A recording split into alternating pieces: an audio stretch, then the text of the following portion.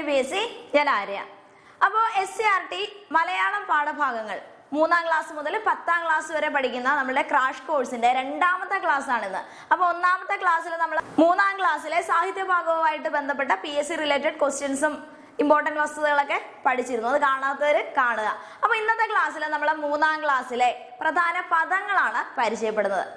അപ്പോൾ നമുക്ക് ക്ലാസ്സിലേക്ക് കിടക്കാം. അതുപോലെ എല്ലാവരും ഫ്രണ്ട്ലി PSCയുടെ ടെലഗ്രാമിൽ ജോയിൻ ചെയ്യുക. ഇതുമായിട്ട് ബന്ധപ്പെട്ട പരീക്ഷ, ക്വിസ് തുടങ്ങിയത് നമുക്ക് അതിൽ ചെയ്യാം. ഫ്രണ്ട്ലി PSC എന്ന് ടെലഗ്രാമിൽ അടിച്ചിട്ട് ജോയിൻ ചെയ്യാം. അപ്പോൾ ശ്രദ്ധിക്കുക. പിന്നെ നിങ്ങളുടെ കമന്റ്സ് ഒക്കെ കിട്ടി, ക്ലാസ് യൂസ്ഫുൾ ആണ്. അപ്പോൾ എല്ലാവർക്കും നന്ദിയുണ്ട്. അപ്പോൾ ഇനിയും കാണുക. അപ്പോൾ നമുക്ക് ക്ലാസ്സിലേക്ക് കിടക്കാം. ആദ്യത്തെ വാക്ക് എന്താണ്? അഴൽ. അഴൽ എന്ന വാക്കിന്റെ അർത്ഥം എന്താണ്? അഴൽ എന്നാൽ ദുഃഖം എന്നാണ്. അഴൽ, ദുഃഖം. ഫിലിം സോങ് ഇല്ലേ, അഴലിന്റെ ആഴങ്ങളിൽ അവൾ മാഞ്ഞുപോയി, അല്ലെ? അപ്പൊ അഴൽ എന്താണ്? ദുഃഖമാണ്. അതുമായിട്ട് റിലേറ്റ് ചെയ്ത് അതുപോലെ തോന്നിക്കുന്ന മറ്റൊരു പദമുണ്ട്, കഴൽ. കഴൽ എന്ന് വെച്ചാൽ എന്താ? കാലാണ്. അപ്പൊ അഴൽ ദുഃഖം. സിനിമാ പാട്ട് വെച്ച് നമുക്ക് ഓർക്കാം. കഴല്, കാല്. നമ്മൾ പറയില്ലേ, അയ്യോ കാല് കഴിക്കുന്നതെന്ന് പറയില്ലേ? അപ്പൊ അത് വെച്ചൊന്ന് ഓർത്ത് വെച്ചേ, കാല് കഴിക്കുന്നതെന്ന് പറയാറുണ്ട്, അല്ലെ? അപ്പൊ കഴല് കാലാണെന്ന് ഓർക്കാം. ഓക്കെ ആണല്ലോ? അപ്പോ ഇത് പഠിച്ചു. ഇനി അടുത്തത് മാർജാരം. മാർജാര നൃത്തം കേട്ടിട്ടില്ലേ? ഏത് രോഗത്തിനെയാണ് നമ്മൾ ബയോളജിയിൽ പഠിച്ച? മിനമാത ഡിസീസിനെ മാർജാര നൃത്തം എന്ന് പറയുന്നു. പിന്നെ നമ്മൾ ബാലരമയോ ബാലമംഗളോ ഏതിലോ പൂച്ച മാർജാരൻ എന്ന് പറഞ്ഞൊരു കഥയില്ലായിരുന്നോ? അപ്പോ മാർജാരം പൂച്ചയാണെന്ന് ഓർത്തൂടെ? മാർജാരം പൂച്ചയാണ്. അടുത്തത് ആഴി. ആഴി എന്താണ്? സമുദ്രം. സിമ്പിള്, അറിയാം. അടുത്തത് ഇന്ദ്രധനുസ്. 3ാം ക്ലാസ് ആയതുകൊണ്ട് തന്നെ വലിയ കട്ടിപ്പെട്ട വാക്കുകളൊന്നുമില്ല, സിമ്പിൾ വാക്കുകളാണല്ലോ. ഇന്ദ്രധനുസ്, മഴവില്ല്, കുടുംബിനി. അടുത്തത് നമുക്ക് പദശുദ്ധിയിൽ പഠിക്കാൻ പറ്റുന്നതാണ് കുടുംബം, കുടുംബിനി എന്നൊക്കെ ഉള്ളത്. അപ്പോ കുടുംബിനി. നമ്മളെ കുടുംബം എന്താ? കൂടുന്ന സ്ഥലമല്ലേ? അപ്പൊ കുടുംബിനി. കുടുംബം, കൂടുമ്പോൾ ഇമ്പമുള്ളത് കുടുംബം. അപ്പൊ കുടുംബവും കുടുംബിനിയൊക്കെ പദശുദ്ധിയിൽ ചാൻസ് ഉള്ള വാക്കുകളല്ലേ?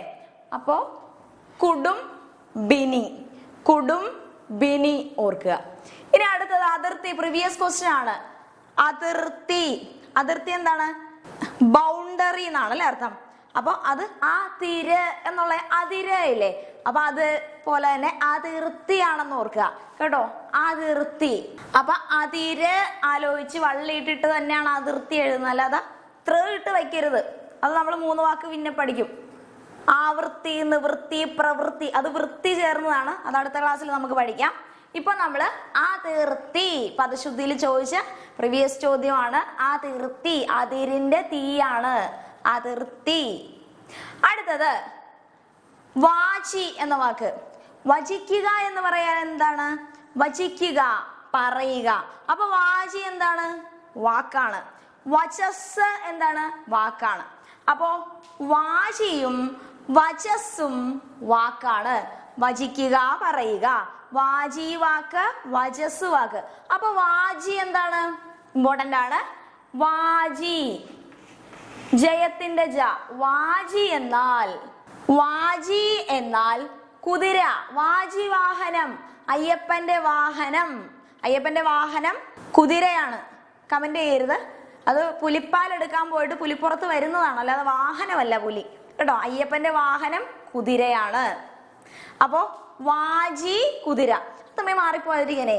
ശിവാജിയുടെ കുതിര എന്ന് ഓർത്താൽ മതി. ശിവാജി, വാജി, ശിവാജിയുടെ പഞ്ചകല്യാണി കുതിര ശിവാജി. അപ്പൊ ശിവാജിയുടെ കുതിര എന്നുള്ള രീതിയിൽ വാജി കുതിരയാണെന്നും വചിക്കുക, പറയുക, വാജി വാക്കാണെന്നും മാറിപ്പോവാതെ ഓർത്തു വയ്ക്കുക. അടുത്ത വാക്കാണ് ഊഴി. ഊഴിയുടെ അർത്ഥം എന്താണ്? ഊഴി എന്നാൽ ഭൂമി. ഭൂമിയുടെ പര്യായങ്ങൾ കുറച്ച് പഠിച്ചു വെച്ചോ, മുൻകാല ചോദ്യങ്ങളിൽ കണ്ടിട്ടുള്ളതാണ്. ധര, ധരിത്രി, ധരണി, ക്ഷോണി, ക്ഷിതി, അവനി, മേദിനി, പാര്. ധര, ധരിത്രി, ധരണി, ക്ഷോണി, അവനി, മേദിനി, പാര്.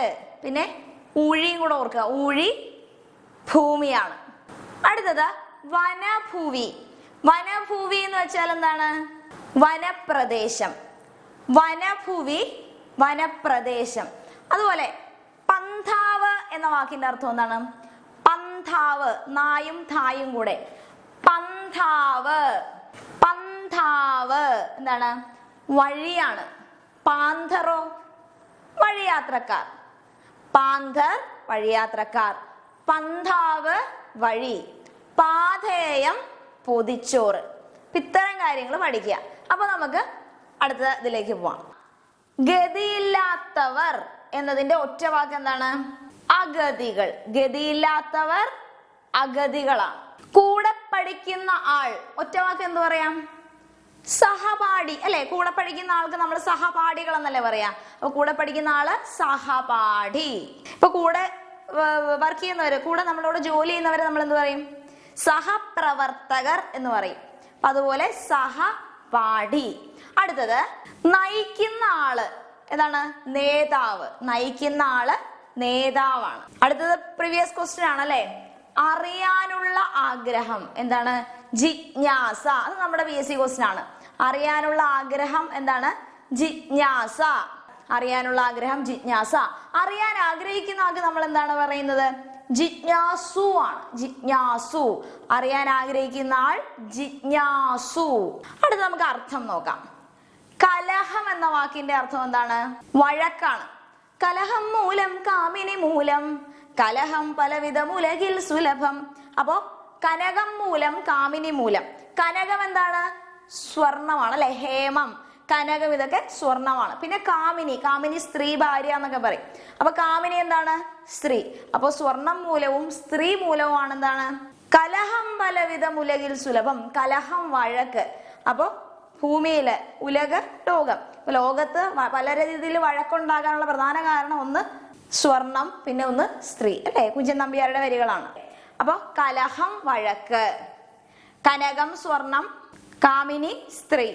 അടുത്തത് പുനം. പുനം എന്ന വാക്കിന്റെ പര്യായം എന്തൊക്കെയാണ്? പുനം എന്ന് വെച്ചാൽ എന്താ? ദ്വാരമാണ് അല്ലെ? അപ്പൊ പുനം, തുള, പൊത്ത്, പോത് എന്നൊക്കെയാണ് അർത്ഥം. പുനം, തുള, പൊത്ത്, പോത്. പുനം കിട്ടിയല്ലോ. അടുത്തത് ആകാശം. ആകാശം ഇഷ്ടംപോലെ പ്രാവശ്യം PSC ചോദിച്ചിട്ടുള്ളതാണ് കേട്ടോ. ആകാശം, ആകാശത്തിന്റെ പര്യായങ്ങൾ ഇടയ്ക്കിടയ്ക്ക് ചോദിക്കാറുള്ളതാണ്. അതുകൊണ്ട് ഫുള്ള് പഠിച്ചു ഇപ്പൊ തന്നെ.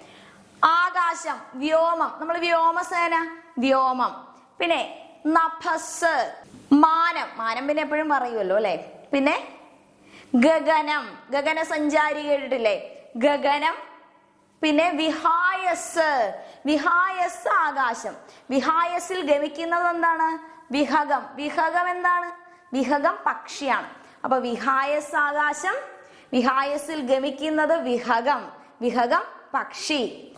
ഇനി അടുത്തത് പൂമൊട്ട്. പൂമൊട്ട് ചോദിക്കാറുള്ളതാണ്, പ്രധാനപ്പെട്ടാണ്. പൂമൊട്ടിന്റെ പര്യായങ്ങൾ ഏതൊക്കെയാ? കലിക, മുകുളം, കുട്മളം. അപ്പോ കലിക, മുകുളം, കുട്മളം. കലിക, മുകുളം, കുട്മളം. ഇതാണ് പൂമൊട്ടിന്റെ പര്യായങ്ങള്. അപ്പൊ പര്യായങ്ങൾ നിങ്ങളുടെ ഭാഗത്തുനിന്നും കൂടെ ഒന്ന് സഹകരിച്ച് പഠിക്കണം കേട്ടോ. നമുക്ക് എല്ലാത്തിനും കോഡ് പറയാൻ പറ്റില്ലല്ലോ.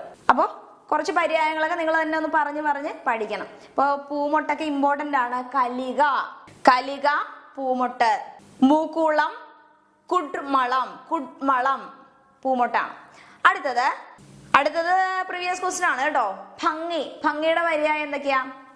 ഒളി, ശോഭ, അഴക്, കാന്തി. ഇതൊക്കെ ഭംഗിയുടെ പര്യായമാണ്. അതിൽ ഈ ഒളിയെ ഭയങ്കര ഇമ്പോർട്ടന്റ് ആണ് കേട്ടോ. ഒളി, ഒളി, ശോഭ, അഴക്, കാന്തി. ഇതൊക്കെ ഭംഗിയുടെ പര്യായങ്ങളാണ്. അപ്പൊ നമുക്ക് അടുത്ത വാക്കുകൾ നോക്കാം. ശരീരം എന്ന വാക്കിന്റെ പര്യായമാണ് ശരീരം. ഏതൊക്കെയാണ്? കായം, മേനി, ഗാത്രം, ദേഹം. അപ്പൊ കായം എന്ന് പറഞ്ഞാൽ എന്താ? കറിയിലിടുന്ന കായം എന്നും അർത്ഥമുണ്ട്. പിന്നെന്താണ്? ശരീരം എന്നും അർത്ഥമുണ്ട്. പിന്നെ ഗാത്രം, നമ്മള് കൃശഗാത്രി എന്ന് വെച്ചാൽ എന്താ? കൃശം, മെലിഞ്ഞ. അപ്പൊ കൃശഗാത്രി, മെലിഞ്ഞ ശരീരത്തോടു കൂടിയവൾ. അപ്പൊ ഗാത്രം എന്താണ്? ശരീരമാണ്. അപ്പൊ കായം, ഗാത്രം, മേനി, ദേഹം. ഇതൊക്കെ ശരീരത്തിന്റെ പര്യായങ്ങളാണ്. കിട്ടിക്കാണല്ലോ, ഇമ്പോർട്ടന്റ് ആണ്. അപ്പോൾ ദേഹം ശരീരമാണെങ്കിൽ ദേഹി എന്താണ്? ദേഹി ആത്മാവാണ് കേട്ടോ. വള്ളിയാണെങ്കിൽ, ദേഹി ആണെങ്കിൽ ആത്മാവാണ്. ദേഹം ശരീരമാണ്. കിട്ടിയല്ലോ. ഇനി അടുത്തത് കണ്ണ് എന്ന വാക്കിന്റെ പര്യായം ഒക്കെ ചോദിക്കുന്നതാണ് കേട്ടോ. കണ്ണ് ചോദിച്ചിട്ടുണ്ട്. കണ്ണിന്റെ പര്യായം ഏതൊക്കെയാണ്? ഇഷ്ടംപോലെ പര്യായമുണ്ട്, നമുക്ക് നോക്കാം. മിഴി, നയനം, നേത്രം, അക്ഷി, ചക്ഷു, ചക്ഷുസ്. അപ്പോ 10ാം ക്ലാസ്സിൽ പഠിക്കാറുണ്ട്, നമ്മൾ SCERT അവിടെ എത്തുമ്പോൾ നമുക്ക് പഠിക്കാം. ചക്ഷുശ്രവണൻ എന്ന് വെച്ചാൽ പാമ്പാണ്. അപ്പൊ പാമ്പിന്റെ പ്രത്യേകത എന്താ? കണ്ണ് ചെവിയായി ഉപയോഗിക്കുന്നവൻ. അപ്പൊ കണ്ണ് ചെവിയായിട്ട് ഉപയോഗിക്കുന്നവൻ എന്നാണ് മലയാളത്തില്. ഇപ്പൊ നമ്മൾ സയൻസിൽ പഠിക്കുമ്പോൾ ജേക്കബ്സൺസ് ഓർഗൻ ആണ് നമ്മൾ പഠിക്കുന്നത് അല്ലെ, കണ്ണൊന്നും അല്ല പഠിക്കുന്നത്, പാമ്പിന്റെ സെൻസ് ഓർഗൻ. അപ്പൊ ചക്ഷുശ്രവണൻ, ചക്ഷുസ് കൊണ്ട് ശ്രവിക്കുന്നവൻ എന്നൊരർത്ഥം പാമ്പിന് ഉണ്ട്.